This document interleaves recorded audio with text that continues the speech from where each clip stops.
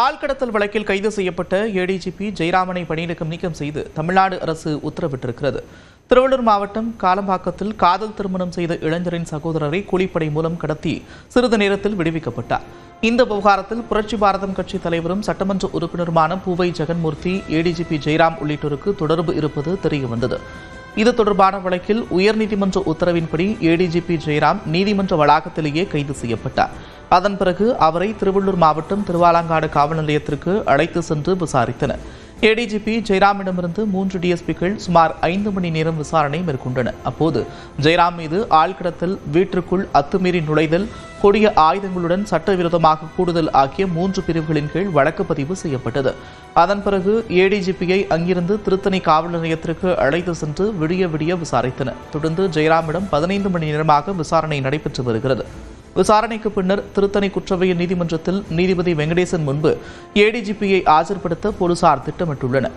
இதற்கிடையே ஆள்கடத்தல் வழக்கில் கைது செய்யப்பட்ட ஏடிஜிபி ஜெயராமை பணியிலிருந்து இடைநீக்கம் செய்து தமிழ்நாடு அரசு உத்தரவிட்டுள்ளது.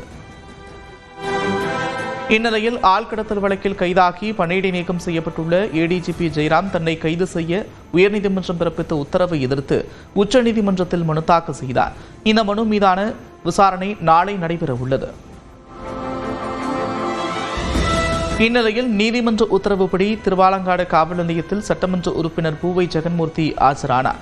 அவரிடம் டிஎஸ்பி தமிழரசி விசாரணை நடத்தினார். இந்த வழக்கில் கைதான வழக்கறிஞர் சரத்குமார், விருப்ப ஓய்வு பெற்ற காவல் மகேஸ்வரி ஆகியோரின் வாக்குமூலத்திலும் சிறுவன் கடத்தப்பட்டதில் பூவை ஜெகன்மூர்த்திக்கு தொடர்பு உள்ளது தெரியவந்திருக்கிறது. அதன் அடிப்படையில் பூவை ஜெகன்மூர்த்தியிடம் விசாரணை நடத்தப்பட்டது. மேலும் பெண் வீட்டாருக்கு சாதகமாக பேச்சுவார்த்தை நடத்த பணம் கைமாறியதா என்ற கோணத்திலும் விசாரணை நடத்தப்பட்டு வருகிறது. ராமேஸ்வரம் ராமநாத சுவாமி கோவிலில் ஆலய நுழைவு போராட்டத்தில் ஈடுபட்ட பக்தர்களுக்கும் காவல்துறைக்கும் இடையே தள்ளுமுள்ளு ஏற்பட்டதால் பரபரப்பு நிலவியது. ராமேஸ்வரம் ராமநாத சுவாமி கோவிலில் உள்ளூர் மக்கள் பிரத்யேக வரிசையில் சுவாமி தரிசனம் செய்ய அனுமதிக்கப்பட்டு வந்தனர். இந்நிலையில் புதிதாக பொறுப்பேற்ற இணை ஆணையர் அந்த பிரத்யேக வழியை ரத்து செய்துவிட்டு 200 ரூபாய் கட்டண தரிசன வழியில் உள்ளூர் மக்கள் கட்டணமின்றி சுவாமி தரிசனம் செய்யலாம் என்றும் உத்தரவிட்டிருந்தார்.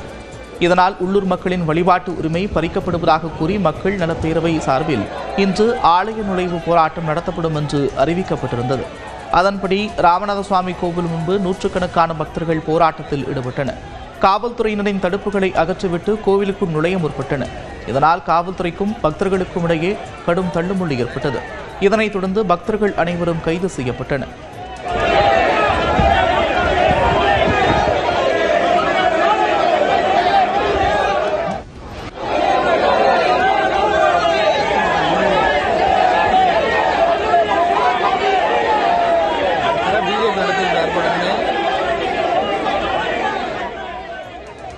எங்களை கைது செய்து வலுக்கட்டாயமாக வண்டிகளில் ஏற்றி கொண்டு சிறையில் அடைச்சி வச்சிருக்கிறாங்க. இதுக்கு முன்னால் இருந்த மாவட்ட ஆட்சித்தலைவர்ல இருந்து கோட்டாட்சியர் வரைக்கும் பல கட்ட பேச்சுவார்த்தைகள் நடத்திட்டாங்க. ஆனாலும் இந்த இந்து அறநிலையத்துறைங்கிறது எங்களுடைய கோரிக்கையை ஏற்க மறக்குது. இது ஒரு பெரிய விஷயம் கிடையாது. நாங்கள் எப்பயுமே போய்கிட்டு இருந்த பாதை வழியாக நாங்கள் சாமி கும்பிட போகிறோம் அப்படிங்கிறது ஒரு பெரிய விஷயம் கிடையாது.